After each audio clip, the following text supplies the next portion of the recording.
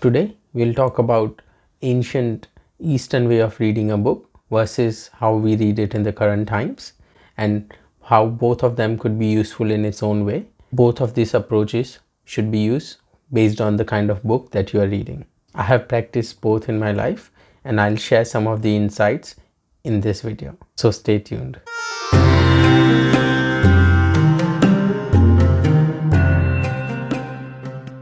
We go through education to gain knowledge. Knowledge should be gained for the good of the others.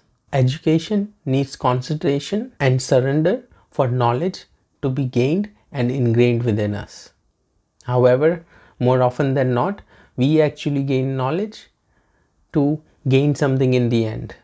And when we start looking at what we are gaining in the end, we automatically start losing the concentration. So if we actually want to gain knowledge and have concentration in our education, then we need to stop thinking about the end goal. So let's get right into it. Until recently, most of the books I read, I would read it in around 2 to 4 hours, at most 6 hours. And the way I would read it would be, I would buy the audiobook. I would slowly change its speed from 1.5x, as in it will read it 1.5 times faster to up to 2 times faster. And in the meantime, I would use my Amazon Kindle. So I have that open as well as I'm listening to the audiobook, and they have very latest features like whispersync, where you can listen to the book while it highlights the text that it's reading. And I would finish reading lots of books in matter of hours, and I would also highlight the notes and things within the Kindle book.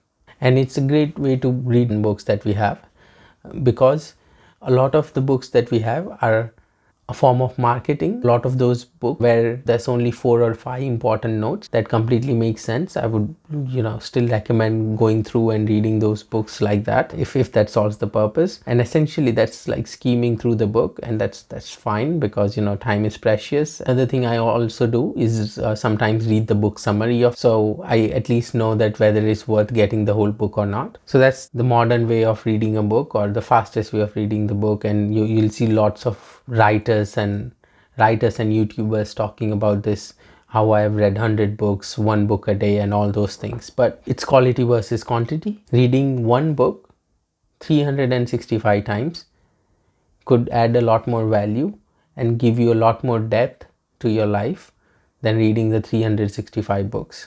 And that is what I realized by reading some of the ancient Eastern books, which are essentially meant to be read in a very different way with a very different approach. If I call these books life-changing books, it's almost an understatement, because right now in current times this word is used too casually. There's this knowledge of thousands of years being passed on from generations to generations that already has hundreds of books around it. And these hundreds of books, somebody has put a lot of thought within it and then written this brief version of the book, which has a lot of knowledge. So a great example would be Bhagavad Gita, which is the main Hindu religious text, as well as Patanjali Yoga Sutras, which is mother of all books in yoga. And that is, for example, only 196 verses. So the writer managed to say pretty much everything there is to say about yoga within that 196 verses. And so if you look at just the verses, there's probably not even 100 pages or 50 pages.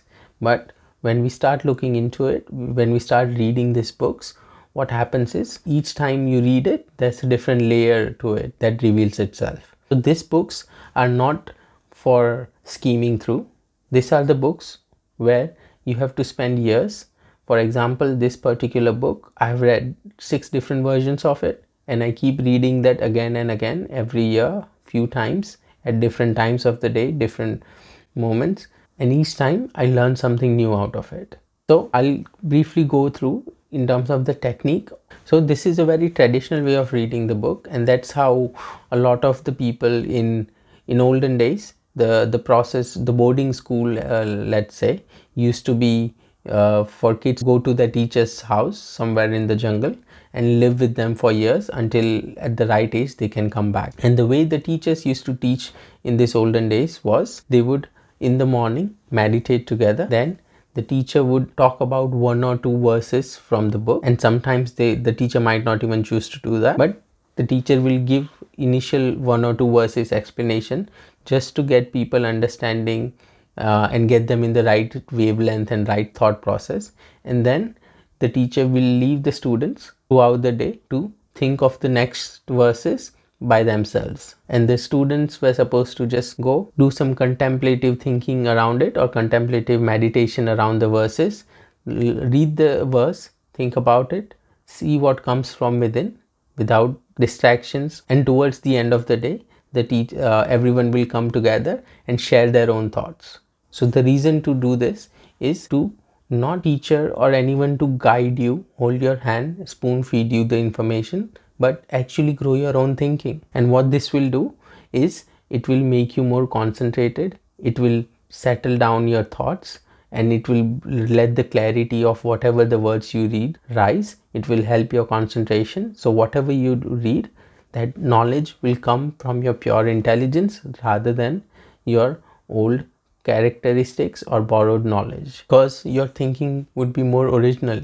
You will come up with your own truth, and everyone's truth or everyone's meaning of it will be different, and everyone is right in their own way. But the important thing is that is what that person needs at that point in time, and that is why these books are insightful, and anytime you pick it up you find a different meaning and you find different answer that you are looking for. So here's how to read an ancient Eastern book. Start with concentrative breathing, which is the spinal breathing meditation. Take at least 12 breaths or 108 breaths, and what this will do is it will make you more concentrated, it will settle down your thoughts, and it will let the clarity of whatever the words you read rise. It will help your concentration. So whatever you read, that knowledge will come from your pure intelligence rather than your old characteristics or borrowed knowledge. Then read the book. Don't try to read more than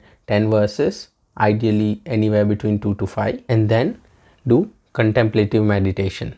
So same deep breathing and just meditating again, and throughout this process the true knowledge will automatically rise within you. I have tried this technique. I have tried the modern ways of reading, but I tried this technique recently and the change is profound. It opens up different meaning to the same thing that you might have read. For example, I never saw a yellow car until one of my friends bought a yellow car. Until then I thought there are no yellow cars on the road. Does that mean that yellow car didn't exist? No, I just started noticing it. That is where your perception, how you perceive things, how you perceive the vibrations around you, how you perceive the knowledge in front of you, all that changes. Even though it's nothing new, it would be something new for you.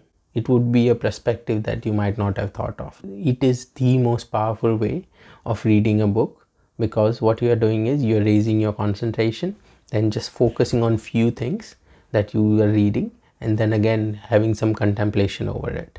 It is very powerful way of reading it. So the final thought I would like you guys to leave with is, don't focus on reading 365 books or one book a day. Focus on reading one book for 365 days. Just reading 5 verses and spend 3 hours over it. Read something that you find difficult to read or you sometimes read but never understood. Take 12 deep breaths, read that one paragraph, just one paragraph, and then just give another 15-20 minutes just contemplating over it and see how you feel. Experience it, and if you have already done something like that, share your experience in the comment section below. Hope you enjoyed this video. I'll be sharing more insightful techniques along the way. So if you enjoyed this one and if you would like to see more like this, please like, share and subscribe. Thank you. Until next time.